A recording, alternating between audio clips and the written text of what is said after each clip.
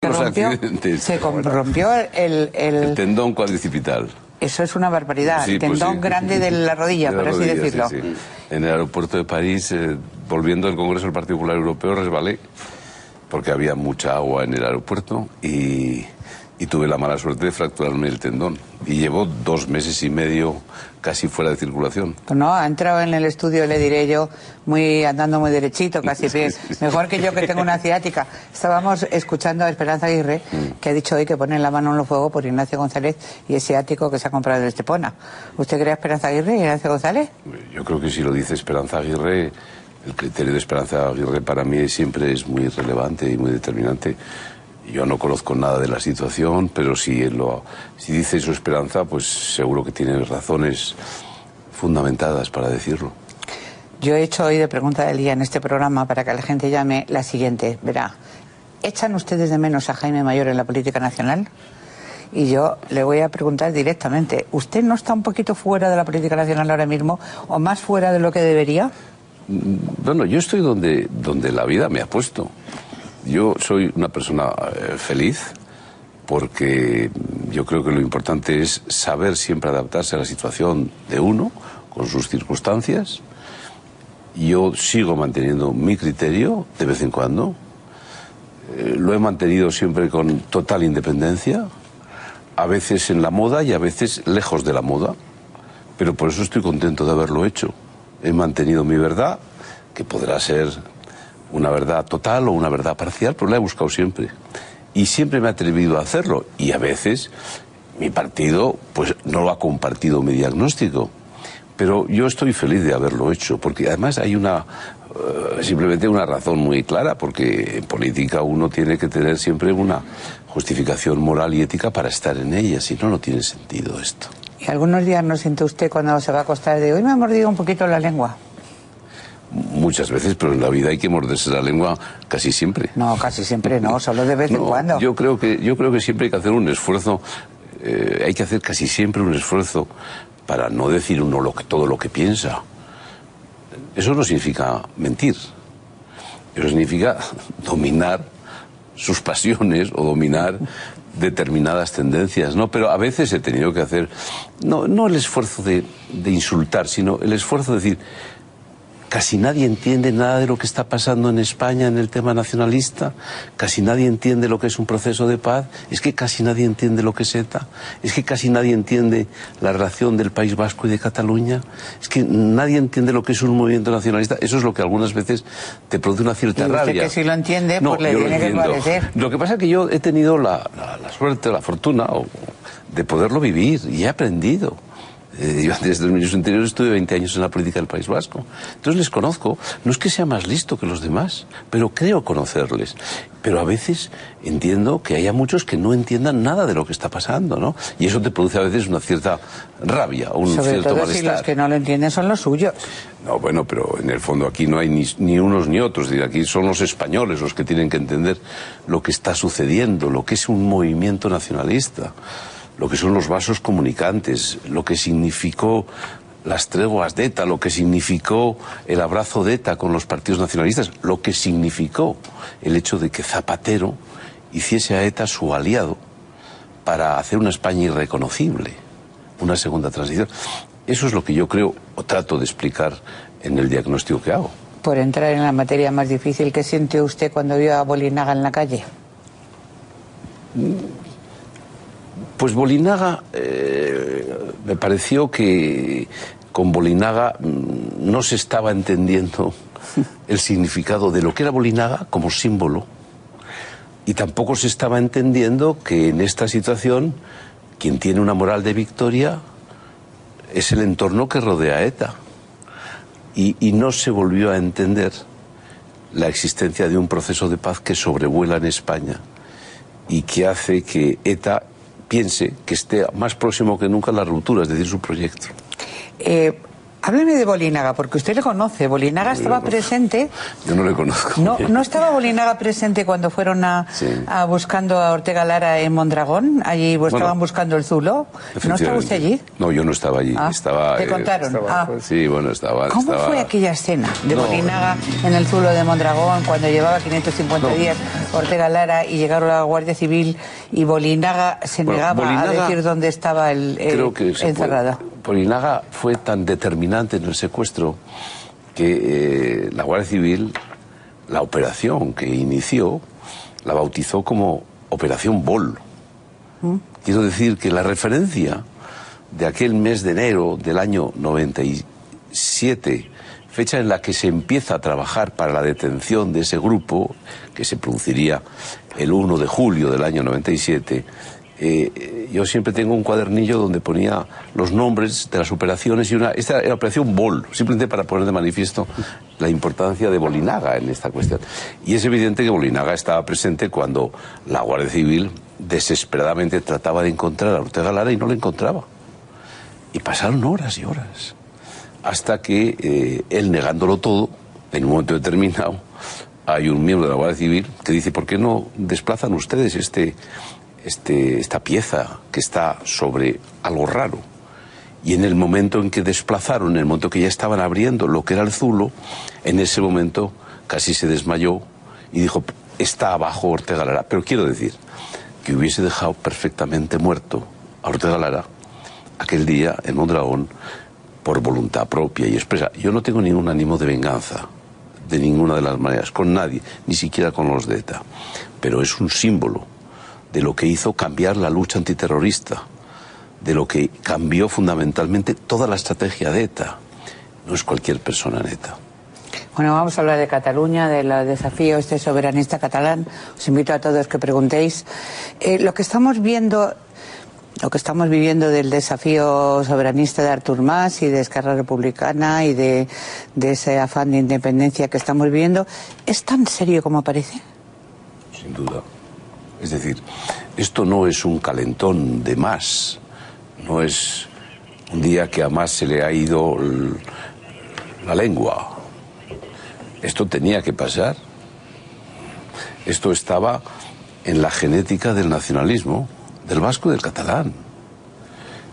Esto en un momento determinado se tiene que precipitar porque además el gobierno Zapatero legitima al final a ETA y le devuelve a las instituciones. Y ETA no es un grupo terrorista solamente, es un proyecto de ruptura. Y cuando tú legitimas un proyecto de ruptura, lo legalizas, tú ya estás a merced de que en el País Vasco o en Cataluña, evidentemente, avance el proyecto de la ruptura. ¿Por qué ha avanzado desde Cataluña? Porque, hombre, Cataluña tiene más dimensión. Y porque la suma de ETA en Vitoria no ha sido superior a la del PNV.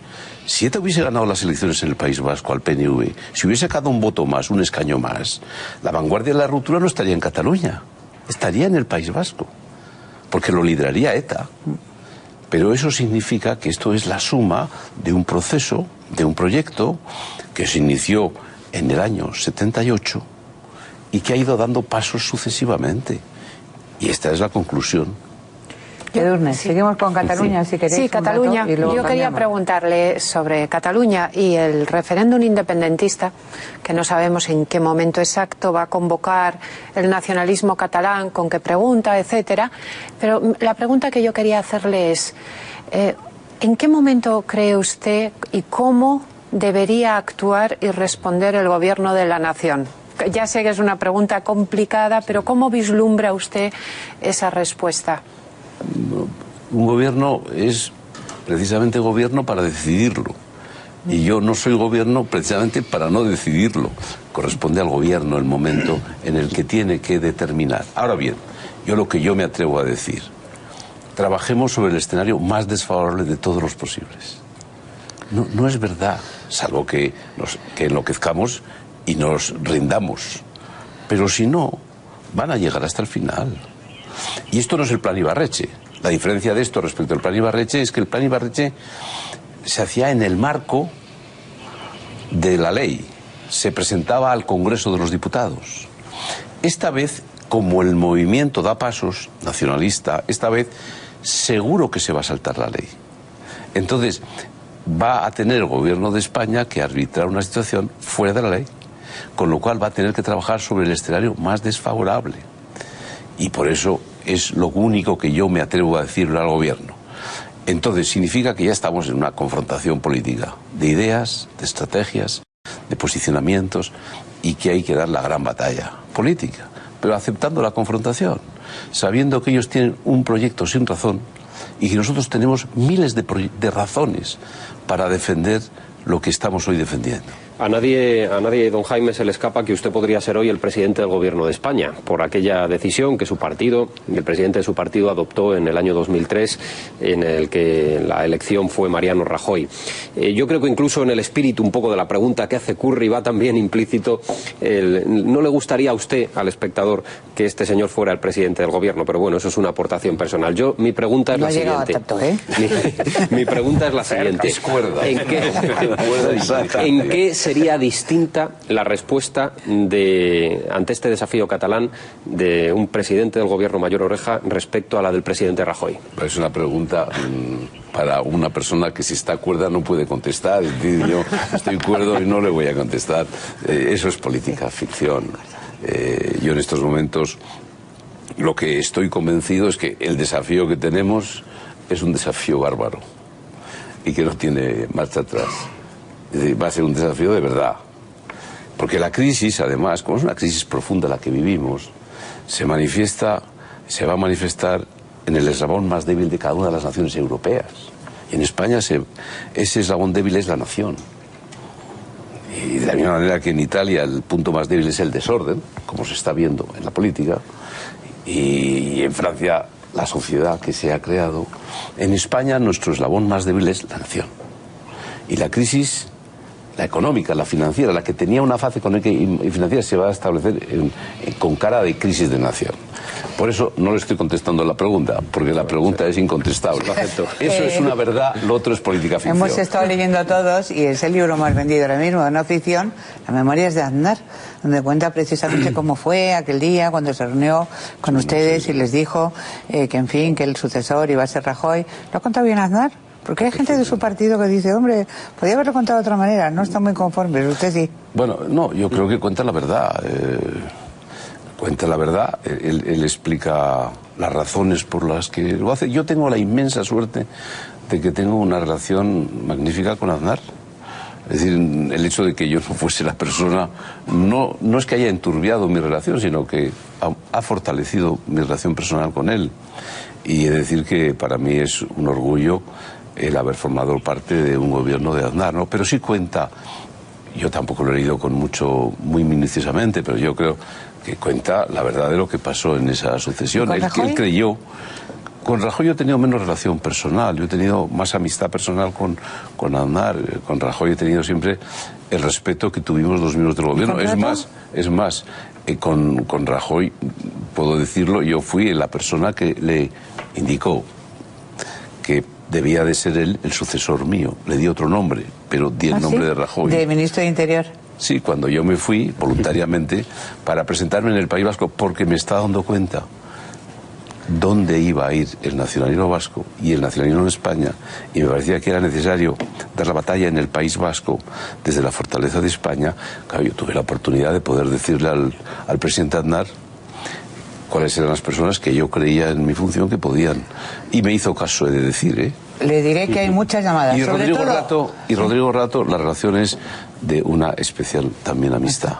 Le diré que hay muchas llamadas, sobre todo de mujeres, diciendo que le echan de menos. Pero voy a hablar con una por lo menos, porque hay muchas queriendo entrar. Antonia llama de Córdoba. Antonia, buenas tardes. Hola, buenas tardes, Curry. ¿Usted por qué echa de menos a Jaime Mayor? Dígaselo a él que está aquí. Bueno, yo lo echo de menos porque siempre ha demostrado en su forma de actuar, de hablar también, pero sobre todo de actuar, ¿no? Una integridad moral, no sé, que yo lo veo que es un político que va buscando la justicia, buscando la verdad, y lo veo que un político tiene que ser ante todo eso, ¿no? Luego, aparte de tener capacidad de gestión, que también la tiene, pero no solamente gestionar y dejarse la moral a un lado, ¿no? Yo lo echo de menos por eso, ¿no? Y Y los políticos deberían de hacer todo así, claro, me parece. Bueno, qué piropo, ¿eh? ¿Le puede contestar? No tengo palabras. Muchas gracias. A ver, Jaime Mayor, ahora os dejo la palabra. Usted es el portavoz en Europa, yo creo que es un tema del cual me gustaría también hablar con usted, porque usted ahora mismo es el portavoz del Grupo Popular Europeo en Europa, y ahora mismo estamos pendientes de cómo reacciona Europa al este soberanismo o independentismo catalán. Y luego, si quiere, ya hablamos de la crisis económica. Pero respecto a Cataluña, es verdad, como se está diciendo, que Cataluña no tiene ninguna posibilidad de ser un país integrante de la Unión Europea si se independiza de España. Sin duda, no tiene ninguna posibilidad, tal y como lo indican los tratados de la Unión, ¿no? Ahora bien, los españoles no debemos ser papanatas. Los europeos nos van a ayudar, pero los que nos tenemos que ayudar a nosotros mismos somos los españoles. Los europeos no nos van a ayudar si nosotros no hacemos todo lo que tenemos que hacer para hacer frente a este fenómeno. Y ellos saben mucho menos que nosotros del fenómeno nacionalista. Nosotros tenemos que saber más que ellos. No nos van a dar lecciones. Lo que sí, en general, hoy, frente al movimiento secesionista que mueven hoy los nacionalistas catalanes, en una línea muy mayoritaria, los europeos, los gobiernos europeos están con nosotros, con España, ninguna duda. Ahora bien, nosotros nos tenemos que fajar. Nosotros no podemos dar esta batalla sin despeinarnos. Esta batalla va a ser muy complicada y dura, y tenemos que sin duda tener el ánimo, la moral, la fortaleza de asumirla, de afrontarla sin miedo, democráticamente, con debate, con argumentos, con razones. Luis. Sí, don Jaime, aunque Curry le ha exonerado momentáneamente de la presidencia del gobierno, en fin, espero que sea temporal, me gustaría que se mojara un poquito, vamos a ver. Yo me mojo casi siempre. Un poquito, ¿no? Esa prudencia que usted decía, no se puede decir todo. Hombre, vamos a ver si puede usted decir un poco todo. Es decir, tenemos una cita inmediata en este conflicto ante el desafío independentista, que es el día 23.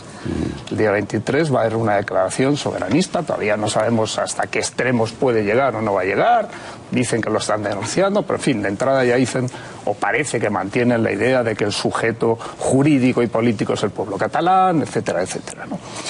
A mí me gustaría saber si usted cree que el gobierno de su partido debería empezar ya por impugnar esa declaración política, e incluso si paralelamente, para hacer frente a todo eso, debería ir poniendo en marcha los mecanismos constitucionales que permiten directamente intervenir en una comunidad autónoma cuando no atiende, no cumple con la ley y cuando no atiende a las necesidades generales.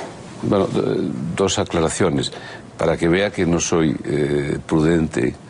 En el año 2003, en el mes de julio del año 2003, en la víspera de la sucesión, yo hice unas declaraciones en las que pedí que se desarrollara democráticamente el artículo 155 de la Constitución. No pedí la aplicación del artículo, pero yo ya me daba cuenta de a dónde iba el plan Ibarretxe, y dije, se va a producir antes que después una rebelión de una comunidad autónoma dentro del fenómeno nacionalista. Entonces hay que desarrollar democráticamente ese artículo para que los nacionalistas vean que nos vamos a atrever a aplicarlo. Porque ese artículo es de muy difícil aplicación. Porque se aplica directamente desde la Constitución, sin desarrollo legislativo. Y eso es muy duro, eso había que haberlo hecho antes. Y es verdad que en aquel momento yo no tuve mucho éxito. Bueno, quiero decir que me atreví a hablar del artículo 155 en el año 2003, ¿no? Y respecto de la primera parte de la pregunta, no es la primera vez que el País Vasco y Cataluña son un sujeto de soberanía. Hay una declaración en el año 89, primero en Cataluña, 2 meses después en el País Vasco, donde se define el derecho de autodeterminación y donde se decide que el País Vasco y Cataluña son soberanos. Con lo cual no es una especial novedad. El nacionalismo, el movimiento nacionalista primero asumió el poder a finales de los 70. A finales de los 80 marcó la autodeterminación. A finales de los 90 se abrazaron en Estella y en Perpiñán con ETA. Y posteriormente, la cuarta fase, Zapatero lo que hizo fue legalizar y legitimar a Batasuna a través de Bildu y a través de Sortu. Bueno, ahora lo que hacemos es revivir la aprobación de la autodeterminación del País Vasco y de Cataluña. ¿El gobierno qué tiene que hacer?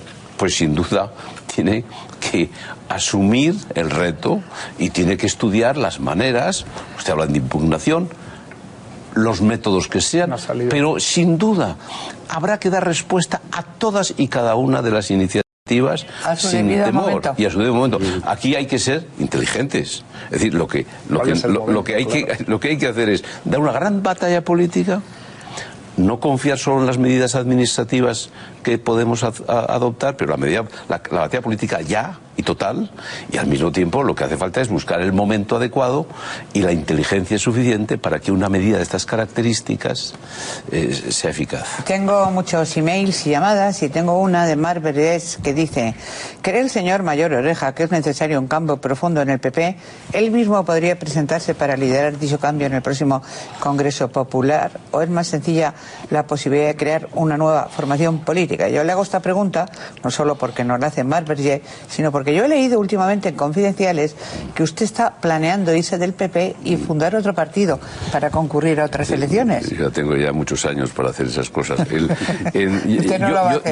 Yo sobre todo soy jefe de la delegación del Partido Popular en el Parlamento Europeo. Mientras yo sea jefe de la delegación del Parlamento Europeo del PP, yo represento a todo el PP. Otra cosa es que yo mantenga unas determinadas posiciones y criterios y diagnósticos, pero evidentemente la lealtad es esencial en un partido y yo evidentemente seré leal con mi partido. Otra cosa bien diferente es que el futuro que va a dar de sí. Pues si yo creo que el futuro, el problema no está en el PP. España está en un momento enormemente crítico. La democracia, el crédito de los políticos, la fiabilidad de la política, la desafección hacia la política. Eso no solo tiene una sigla, eso es el conjunto de la democracia española. Estamos en el momento con diferencia peor desde que arrancó la democracia. Es verdad que estamos en un momento crítico y además donde la gente cunde el desánimo por casi todo lo que hemos estado hablando, fundamentalmente el reto soberanista, como nunca hasta ahora, la cuestión de la crisis, fundamentalmente la crisis económica que va junto con la corrupción. La crisis económica, ¿piensa usted que, así como las otras dos cuestiones son peliagudas, pero están medianamente, se pueden controlar, está fuera de control? ¿La crisis económica nos va a poder vencer o se están haciendo bien las cosas? No, la crisis económica es la que más padece la gente, la que más la sufre.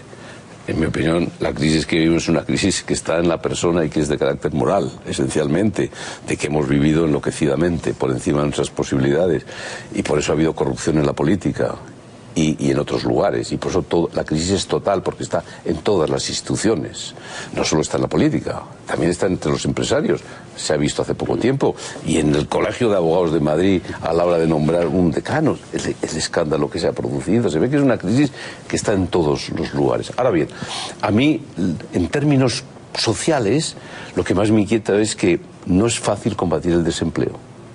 Es decir, creo que vamos a poder tener más esperanza en la evolución de las cifras macroeconómicas en los próximos tiempos. Creo que la situación en ese ámbito va a mejorar. Ahora bien, crear empleo exige unos porcentajes de crecimiento económico que no van a ser fáciles. Y eso es lo que a mí más me inquieta.